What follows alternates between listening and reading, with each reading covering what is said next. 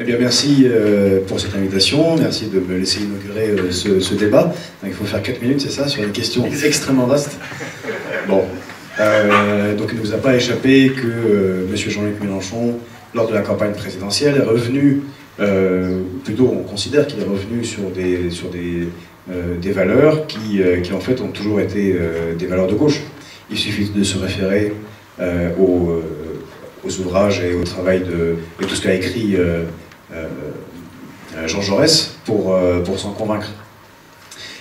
Et effectivement, la stratégie du rassemblement de la gauche nous a semblé être une stratégie non gagnante, parce que le peuple a de plus en plus de mal à comprendre qu'est-ce que la gauche et qu'est-ce que la droite.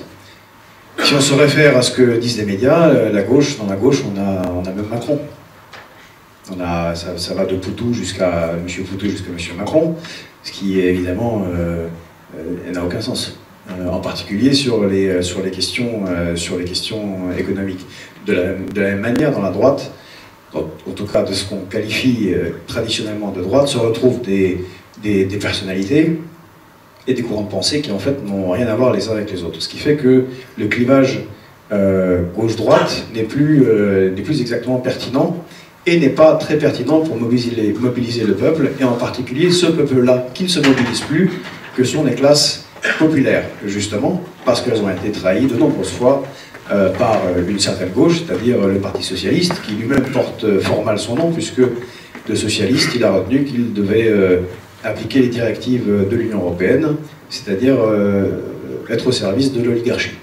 Or, nous, ce que nous considérons qu'il y a un clivage peuple-oligarchie, ce que d'autres qualifieraient en 99%, c'est-à-dire ceux qui, d'un côté, ceux qui vivent de l'exploitation du travail des autres, et quelques valets qui reçoivent ça, quelques miettes de ce monopole, et puis le reste du peuple qui travaille, qui a des aspirations différentes, parfois des valeurs différentes, mais qui se retrouve dans cette même situation d'être de plus en plus pressurisé, de perdre de plus en plus de multiples manières, en particulier par la fin du financement des services publics. Et dès lors, il faut mobiliser plus largement. Et c'est ce que certains ont appelé le populisme, qui est fortement décrié, mais qui est ce qui a mobilisé également les électeurs qui ont mené quasiment Jeremy Corbyn à la victoire, qui ont quasiment amené Podemos à la victoire. Ce qui fait que ça nous amène, je ne sais pas combien j'ai de temps encore. Vous avez encore 2 minutes. Bon, ce qui nous amène aux références que je crois que vous avez évoquées, qui sont les nôtres, et même si c'est par certains aspects un peu vieillot, l'âme est tout à fait jeune, c'est celle du Conseil national de la résistance, qui a uni des courants politiques différents pour résister, évidemment, contre l'envahisseur nazi. Mais ce n'était pas que cela, c'était également pour construire une autre France, une France plus juste, plus égalitaire, effectivement fière d'elle-même, mais qui ne rejette pas les autres. Et ce Conseil national de résistance est un guide parce que nous considérons qu'il ne peut pas y avoir de souveraineté nationale sans souveraineté populaire, et que donc il ne peut pas y avoir de souveraineté sans une république sociale qui préconise la justice sociale radicale. Ce qui fait que toutes les options dites souverainistes à tendance qui acceptent certaines formes de libéralisme imposées par l'Union européenne, entre autres, ne sont absolument pas viables parce qu'elles ne sont pas sérieuses. Voilà, donc nous sommes pour la souveraineté nationale et la souveraineté populaire. Je vous récuse le fait que ce que vous avez dit sur le Front National, qu'il se présente qu'il avait un monopole pour l'alternative, c'est comme ça que malheureusement l'ont présenté les médias et on bâtit ce second tour. Le Front National montre en fait qu'il ne présente aucune alternative, puisque ce qu'ils ont fait, c'est entre 2006 et 2017, ils ont teinté leur discours d'un peu de socialisme, ou de questions sociales plutôt, mais en fait, là on voit bien où va le Front National, il revient à ce qu'il était, c'est-à-dire pendant la plus grande partie de son existence, un parti ultra-libéral. Reagan était le modèle de Jean-Marie Le Pen, et tout à fait favorable à l'OTAN. Et les derniers revirements de Marine Le Pen montrent qu'elle se conforme tout à fait à ce passé, afin de pouvoir s'allier avec Wauquiez, qui représente une droite, soi-disant fière de son pays, mais qui est surtout très très libérale. Merci, Monsieur Georgi Kuzmanovic. Je vais donner la parole désormais. Je suis largement d'accord avec ce que vient de dire Monsieur Casanova. Le premier tour de table a montré qu'il y a un grand nombre de convergences, mais maintenant, c'est comment faire pour faire triompher ces idées-là. Et là, on rentre dans le domaine de la lutte politique et de la stratégie. Et c'est là où il y a un grand problème avec ce que vous proposez à l'UPR. Vous citez la Suisse, le Japon ou la Grande-Bretagne du Brexit, mais ils ne sont pas seuls. Ça, c'est le baratin de Benoît Hamon, de Macron. L'Angleterre, il me semble, est toujours le porte-avions des États-Unis, est toujours dans l'OTAN, elle est toujours dans l'OMC, elle est toujours dans l'ONU. Bon, on souhaiterait qu'elle s'améliore, l'ONU, c'est pas un problème l'ONU, mais elle est dans tout un tas de traités internationaux. Elle est sortie juste de l'Union européenne, elle avait sa monnaie à elle avant, et elle tient une des 3 places financières les plus importantes au monde, qui écrase les peuples, aussi bien les siens. Donc elle n'est absolument pas seule. Pas plus que la Suisse. La Suisse, c'est quand même le pays qui a construit sa richesse, au début sur une victoire improbable des gardes suisses, enfin des lanciers suisses, et après sur une ponction des impôts de l'ensemble de la planète, et totalement intégrée dans un système international dont elle est le cœur. Ce qui fait que vous répétez régulièrement qu'il y a l'article 48, il faudrait être tous d'accord évidemment dans l'Union européenne pour en sortir, et puis l'article 50 qui nous permet mais on le sait. C'est comme une répétition de mantra, comme si on n'avait pas lu cet article, tous ces articles, on le sait parfaitement. Mais la lutte politique, en particulier internationale, n'est pas une lutte de juristes. Ça se saurait. Là, c'est une lutte politique, et c'est ce que M. Casanova disait, ce n'est pas... Oui, imaginons qu'on arrive, que Jean-Luc Mélenchon arrive au pouvoir et qu'il applique le plan A, plan B. Alors je tiens à préciser que le plan A consiste à renégocier avec ceux qui le veulent dans l'Union européenne, et le plan B, c'est si ça ne marche pas, c'est en sortir et se préparer, je vous le dis, et c'est se préparer pour en sortir avec le temps donné par le plan A, parce qu'on ne peut pas sortir juste comme ça, il y a tout un tas de choses à organiser et c'est très compliqué. Mais si ça se passait, la question ne serait pas de savoir si les 27 autres pays sont d'accord ou pas d'accord. La question, c'est de savoir, est-ce que l'Union européenne pourrait continuer avec une France qui en sort? Bien sûr que non, parce que c'est pas la Slovénie et c'est pas la Grèce. Donc vous instituez un rapport de force et vous modifiez les choses. C'est la lutte politique, en fait. Et c'est la chose qu'on propose. Et avant cela, il faut arriver au stade où malheureusement la France, on est dans la 5e République, c'est un système politique où la clé de voûte, c'est les élections présidentielles, et il faut arriver à faire 51% au 2e tour. En partant quasiment des mêmes conditions que vous, puisque nous avons un financement fin mars, nous avons dépensé le moins parmi les candidats qui sont arrivés à 19, c'est 19,2% et pas 18%, qui s'est basé sur un travail militant. Il y a la question de comment on fait adhérer, comment est-ce qu'on pousse les citoyens vers cette voie-là. Or, les citoyens, c'est effectivement 50% de citoyens qui ne se mobilisent pas, en particulier ceux qui ont le plus intérêt à voter pour des partis représentant la souveraineté nationale et populaire, c'est-à-dire les classes populaires. Or, ils ne le font pas. Et ils ne le font pas aussi parce que, malheureusement, le libéralisme a triomphé au niveau de la bataille culturelle sur les 30 dernières années, si on reprend Gramsci. Donc, on a une population qui est écrasée médiatiquement par les mass médias, qui est écrasée par les séries télévisées, qui est écrasée par la publicité, qui a fait triompher le libéralisme, l'individualisme. Et ça, c'est la réalité matérielle, c'est du marxisme. Le problème, c'est que vous êtes dans l'idée. Parce que l'idée est bonne, et elle est bonne, ça devrait marcher. Ça ne marche pas comme ça, la politique. Là, c'est concret, et on ne peut pas mobiliser les gens juste sur 2 articles, aussi juste serait-il. Voilà, donc se pose la question de comment on y arrive. Alors, voilà, nous on a Jean-Luc Mélenchon comme candidat. Je prends Jean-Luc Mélenchon pas parce que Jean-Luc Mélenchon, mais parce qu'encore une fois, la clé de voûte de ces élections présidentielles, il faut arriver à faire 51%. S'il y a un autre candidat qui peut incarner cette lutte-là, ben, très bien, de toute façon, personne n'est appelé à durer, mais pour le moment, il n'y en a pas d'autre. Et on doit bien trouver un moyen de mobiliser encore plus qu'on ne l'a fait. Et ça ne sera pas... voilà, je ne pense pas que la stratégie que vous proposez soit la bonne. Merci, monsieur Kuzmanovic. Alors, pour répondre à la... Il n'y a pas de journaliste du Parisien, par hasard? Les invitations ont été envoyées. Bon, pour répondre à la question, qu'est-ce qui va être fait, va permettre, pour ces européennes, en tout cas pour la France insoumise, va permettre de répondre à monsieur de l'UPR, excusez-moi, j'ai pas retenu votre nom. C'est l'enjeu. Nous n'allons pas faire du contre-fétichisme des institutions. Encore une fois, on ne va pas répéter article 50, on va en sortir, et grâce à l'article 50, quand on va en sortir, ça va nous permettre, ce que nous voulons aussi, vous savez très bien, de financer les services publics, d'améliorer la vie de tout l'ensemble des Français, de ne plus avoir les mains liées, et de pouvoir faire des opérations militaires si on a envie de faire des opérations militaires, et pas en suivant celles de l'OTAN. Mais nous savons aussi que si nous sortions de l'Union européenne, encore une fois je le répète, vous êtes toujours dans tout un tas de traités internationaux dont vous devez également sortir. Ils ne s'envolent pas juste en sortant de l'Union européenne.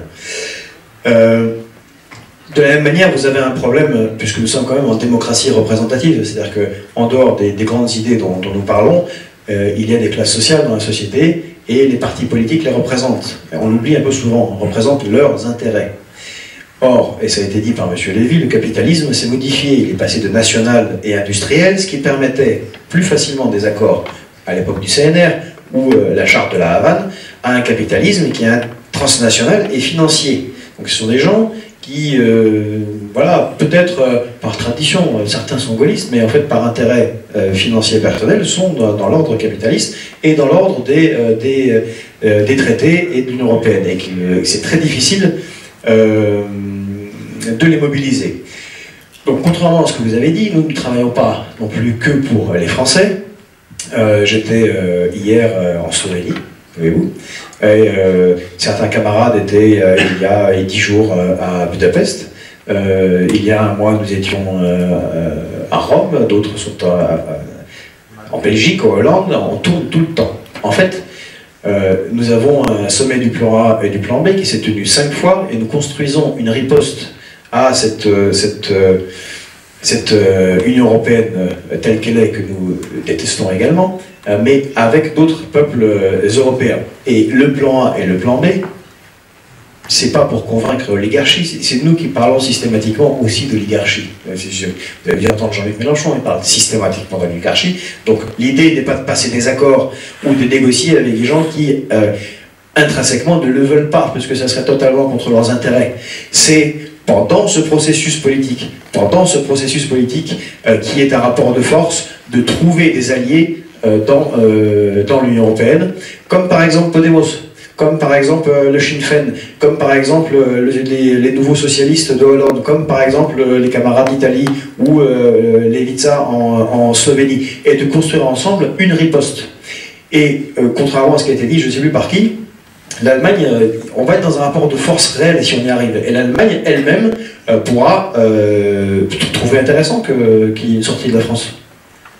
On a laissé l'Allemagne, madame, on a suffisamment bien parlé, nous en avons parlé également aussi, je pense que c'est quelque chose sur lequel on est assez d'accord. L'Allemagne a réalisé le vieux programme de Bismarck. C'est même Sarah Wagenknecht de Die Linke qui l'a dit au Bundestag, en disant vous avez fait Mitteleuropa à Merkel. Oui, elle a réussi. Mais Merkel a fait une petite Europe au milieu, qui est l'Europe qui recouvre le projet politique de Bismarck, de la Mitteleuropa. Il pourrait trouver aussi que, pourquoi pas, il serait la nation forte d'une petite Europe à 12-13, en Europe centrale. C'est une tradition géopolitique chez eux, pourquoi ne le ferait-il pas? Donc tout ça, ce sont des considérations à prendre en compte quand on fait de la politique et quand on veut changer des mastodontes tels que l'Union européenne. Et encore une fois, nous devons trouver, et c'est là que j'espère qu'il peut y avoir une participation, une collaboration avec toutes les organisations, les moyens, comme ça a été dit par d'autres, de mobiliser les non-électeurs. Parce qu'on leur a souvent promis que tel ou tel parti qui arrive au pouvoir allait lutter pour leurs droits, et jusqu'à maintenant, ils ont été largement trahis. Merci, M. Kuzmanovic. Monsieur Casanova. Monsieur Kuzmanovic, vous vouliez intervenir. J'ai trouvé que les deux interventions se rejoignaient finalement, et encore une fois, il est question ici de faire de la politique. Je suis intimement convaincu, on est d'accord sur l'idée, les idées en général ici, totalement convaincu que la question qui se pose dans cette élection à venir, l'européenne, comme les élections, toutes les autres élections, c'est que faire pour la France, les Français, ou tous ceux qui vivent sur le territoire national.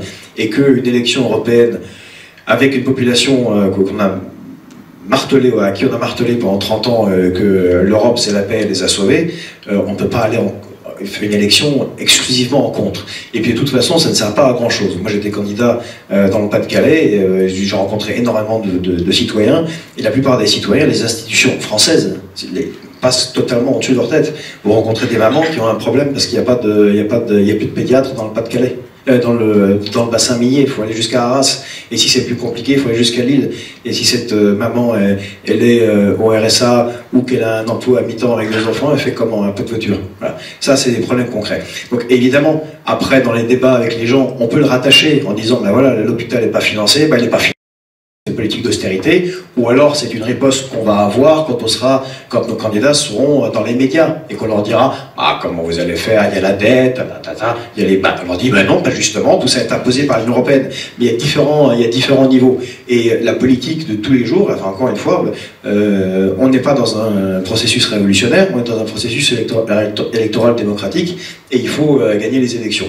Et donc pour gagner les élections, il faut répondre aux problématiques des Français et j'espère effectivement qu'on aura une vaste, large mobilisation autour de la défense des services publics à partir de la question de la SNCF, mais aussi des hôpitaux. Et s'il y a quelque chose à faire, c'est sur le travail concret pour les Français, ceux qui vivent ici, sur ce qui compte tous les jours. Merci, Monsieur Kuzmanovic. On va peut-être prendre Kuzmanovic. En fait, il n'y a absolument pas question de sauver l'UE. On sait très bien que ça n'a rien de social. Et pour répondre, la situation comme elle est concrètement tous les jours, pas dans les idées encore une fois, mais matérielle, je vais vous parler de Podemos. Pablo Iglesias et Errejón, avec qui on travaille, ont les mêmes analyses sur l'Union européenne, mais ils sont avec un peuple qui est intimement convaincu que c'est l'Union européenne qui les a sortis du franquisme. Ils ne peuvent aller à aucune élection, ni européenne, ni locale, en contre, et même plan A, plan B, c'est un peu compliqué pour eux, parce qu'il y a plan B. Alors qu'ils le critiquent, ce qu'ils font, c'est qu'ils font des luttes locales, ou nationales, comme vous le savez, et qu'ils en profitent, c'est ce que je disais tout à l'heure, pour expliquer en quoi l'Union européenne est responsable. C'est un travail, comme vous disiez, d'éducation, mais justement, on le fait. Et jusqu'à maintenant, j'aimerais savoir quelle était l'autre proposition qui a été faite pour commencer à expliquer et fédérer d'autres partis européens que le plan A, plan B. Donc justement, c'est ce qu'on fait, et je sais parfaitement que c'est très difficile, et ça demande parfois de sembler ne pas être clair, parce que être clair, on sort, ça vous effrayez 80% de la population. Si vous n'expliquez pas pourquoi vous avez lutté au quotidien pour les gens, ça les intéresse pas, ils se disent c'est des méta-idées, ça ne signifie rien pour nous, on est obligé de le faire au pas à pas, c'est ça la politique, c'est un rapport de force, ça ne se fait pas dans l'immédiateté et dans l'idée exclusivement. Merci Georges. Bon, juste pour résumer, pour la France Insoumise, nous on compte faire avancer ces idées de souveraineté nationale et de souveraineté populaire, comme ça a été rappelé, parce qu'on ne peut pas parler de tous les sujets, mais de faire avancer cette idée d'une France indépendante, donc bien sûr de l'UE, de l'OTAN, au service de la paix dans le monde. D'ailleurs, une revue qui a été publiée très claire là-dessus, la revue Défense nationale. Mais je souhaite laisser comme dernière réflexion à tout le monde d'y penser. Il y a une distinction et qu'il faut avoir, sinon on va nulle part, entre la prise du pouvoir et l'exercice du pouvoir. Et nous sommes inscrits dans une prise du pouvoir pour faire triompher aussi ces idées de souveraineté et justice sociale. Tout à l'heure, Yacine, si je me souviens bien, était intervenu, n'a pas vraiment répondu à sa question, mais à propos des attaques qu'on a subies. On a subi des attaques délirantes, justement parce qu'on commençait à menacer le pouvoir et qu'on menaçait ce qui a été construit pendant un an, c'est-à-dire le deuxième tour Macron-Marine Le Pen qui se sert l'un à l'autre pour installer l'ultime oligarque au pouvoir. Nous, J'espère qu'on pourra collaborer, participer d'une manière ou d'une autre, mais pour ces élections européennes, on vise à être devant, à être le premier parti. On veut faire un choc, comme a été tragiquement le choc aux dernières élections européennes, du fait que le Front National était le premier parti de France. Parce que c'est à partir de ce genre de choc, dans le cadre d'un système électoral légitime, que l'on peut avancer pas à pas, parce qu'après il y a encore d'autres élections, et permettre de faire avancer ces idées, et in fine, d'arriver en ordre de bataille fort aux élections présidentielles, parce qu'encore une fois, malheureusement, c'est la voie pour accéder au pouvoir et faire ce que vous disiez, madame. Il faut d'abord être au pouvoir. Merci, monsieur Kuzmanovic. Alors,